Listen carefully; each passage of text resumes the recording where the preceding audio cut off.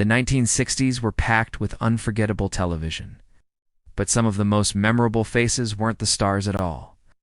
They were the quirky neighbors, oddball relatives, con men, beatniks, and charming troublemakers who appeared on the sidelines yet instantly grabbed your attention. Here are 10 forgotten 60s TV side characters who stole every scene and proved that sometimes the best performances come from the edges of the spotlight. Number 1. Maynard G. Krebs, The Many Loves of Dobie Gillis, 1959 to 1963. Maynard was introduced as Dobie's beatnik best friend, but Bob Denver's performance turned him into a cultural emblem. He wasn't just comic relief. He embodied the emerging beatnik subculture with flinches, wide-eyed stares, and exaggerated reactions that made every scene crackle. His fear of work, bongo playing, and constant couch surfing became recurring jokes the writers returned to often. Yet beneath the humor, Denver added vulnerability. In his rare sincere moments gave unexpected emotional weight to the show. Maynard's unpredictability, from odd philosophical comments to abrupt physical comedy, made him feel like a character who lived beyond the plot rather than serving it. Viewers remembered him because he seemed genuinely alive, a chaotic spirit who stole scenes without even trying. Number 2. Arnold Ziffel, Green Acres, 1965 to 1971. Arnold Ziffel could have been a single gag, a pig treated like a person, but he became the surreal heart of Hooterville. The town treated him as a full citizen, a student, even an artist. And the contrast between his literal animal nature and everyone's oblivious acceptance created endless comedic gold. Sight gags, like Arnold in school or writing letters, were funny, but the real charm came from the townspeople's straight-faced respect for him. Their earnest reactions made the audience part of the joke. Arnold's scenes were staged for maximum contrast, human normalcy surrounding an impossible situation. That deadpan absurdity, delivered without explanation, made Arnold one of the most memorable and brilliantly strange characters of 1960s television. Number 3. Bill Gannon, Dragnet, 1967 to 1970. Bill Gannon began as a foil to Joe Friday's rigid professionalism, but he quickly became Dragnet's emotional anchor. While Friday spoke in clipped, report-like dialogue, Gannon brought warmth, humor, and a human touch. His casual anecdotes, light jokes, and comforting presence softened tense investigations and gave viewers someone relatable to connect with. Gannon could sympathize with victims, gently question witnesses, or acknowledge the sadness behind a case, all without breaking the show's procedural structure. His presence also helped the writers balance exposition with character moments, making the series feel less mechanical. Harry Morgan's warm, natural performance grounded the show and ensured that Gannon became essential. He made the strict procedural world feel human, compassionate, and real. Number 4. Miss Jane Hathaway, The Beverly Hillbillies, 1962 to 1971. Miss Jane began as Mr. Drysdale's organized secretary, but Nancy Culp turned her into the show's subtle comic force. She balanced prim professionalism with sly sarcasm, revealing a dry wit beneath her calm exterior. Her controlled reactions to the Clampetts, exasperated sighs, tight-smiled eye movements, became a highlight of countless episodes. Miss Jane often acted as the audience's stand-in, questioning the absurdity around her while still showing genuine affection for the family. She also quietly countered Drysdale's schemes, adding moral grounding and intelligence to the show's wild scenarios. Whether complicit in a silly plan or quietly resisting her boss's greed, Miss Jane's layered reactions made scenes sharper, smarter, and far funnier than they would have otherwise been. Number 5. Cousin It, The Addams Family, 1964 to 1966. Cousin It looked like a simple visual gag, a small figure covered entirely in hair, but became a masterclass in physical comedy. His rapid, unintelligible speech, combined with frantic energy, contrasted perfectly with the Addams family's eerie calm. Its entrances, a rush of motion and hair, always captured attention, especially when topped with a tiny hat or accessories. Writers placed him in absurd situations, jobs, romances, responsibilities, and the joke always worked because everyone treated him as completely normal. That unwavering acceptance heightened the comedy and made his presence strangely endearing.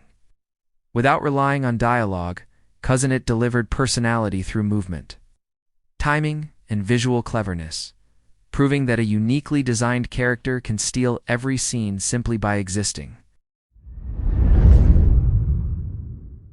Number 6. Floyd Lawson, The Andy Griffith Show, 1960 to 1968. Floyd the Barber seemed like a simple background character, but Howard McNear transformed him into one of Mayberry's comedic gems. Floyd's hesitant speech patterns, gentle gossip, and soft-spoken quirks made every conversation delightfully unpredictable. His barbershop served as the town's social hub, where Floyd often treated trivial matters with exaggerated seriousness, turning small moments into warm comedy. Whether spreading wild rumors, offering questionable advice, or fussing over minor haircuts, Floyd added a relaxed humor that defined the show's charm. Even after McNear's mobility became limited, the writers kept Floyd involved because his presence added authenticity and heart. Every appearance, sometimes just a line or two, deepened Mayberry's cozy, eccentric atmosphere and made Floyd quietly unforgettable. Number 7. Sam Drucker, Petticoat Junction, 1963 to 1970. Sam Drucker served as the steady center of Hooterville, appearing not only in Petticoat Junction, but also in Green Acres and occasionally the Beverly Hillbillies. His most iconic scenes took place in his general store, where he juggled customers, gossip, and confusion with patient, understated humor. Sam wasn't flashy. He was the calm observer who reacted to everyone else's chaos with slow blinks, mild comments, and weary understanding. His interactions, from handling bizarre requests to sorting out small-town disputes, highlighted his gentle authority and everyman wisdom. As postmaster and informal historian, Sam grounded the community and gave it continuity. He didn't demand attention, but through consistency, authenticity, and gentle comedic timing, he became one of Hooterville's most beloved characters. Number 8. Dr. Smith, Lost in Space, 1965 to 1968. Jonathan Harris reshaped Dr. Zachary Smith from a villain into one of TV's most theatrical scene stealers. Smith brought dramatic flair to every moment, grand gestures, shrill complaints, and panicked insults delivered with comedic elegance. His cowardice, scheming, and unexpected bursts of sentiment made him wildly unpredictable and endlessly entertaining. Smith's running battles with the robot, along with catchphrases like, "Oh, the pain," became the show's signature humor. Beneath the slapstick, Harris added touches of vulnerability that gave Smith surprising depth. His commitment to over-the-top drama ensured that whenever he appeared, sabotaging missions, stirring trouble, or accidentally helping, he dominated the scene. Lost in Space's cult status owes much to Smith's unforgettable blend of comedy, chaos, and charm. Number 9. Eddie Haskell, Leave It to Beaver, 1957 to 1963. Eddie Haskell became television's ultimate charming troublemaker. Outwardly polite and sugary sweet to adults, he saved his real personality, sarcastic, scheming, and mischievous, for moments with Wally and Beaver. Ken Osmond delivered sly smirks, crisp insults, and exaggerated compliments with perfect timing, turning everyday interactions into comedy gold. Eddie's dual identity created instant tension.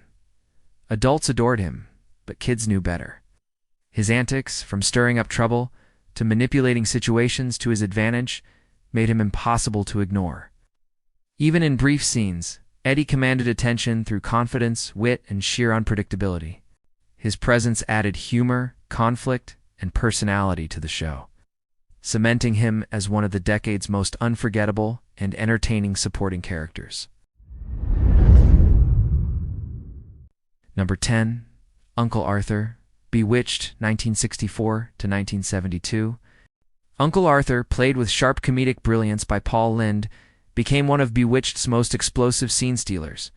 A mischievous, wisecracking warlock, Arthur delighted in stirring chaos, usually at Darren's expense, through pranks, spells, and perfectly delivered zingers.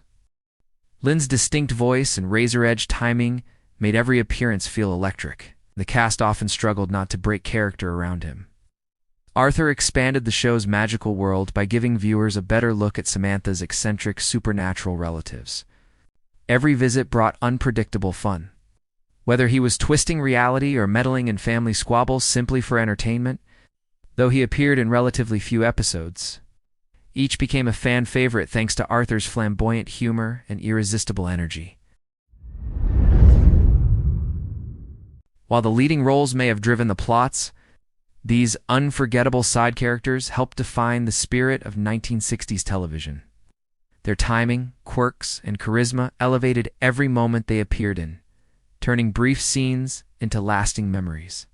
In an era filled with iconic shows, these supporting players carved out their own legacy, reminding us that TV magic often comes from the characters you never expected to love.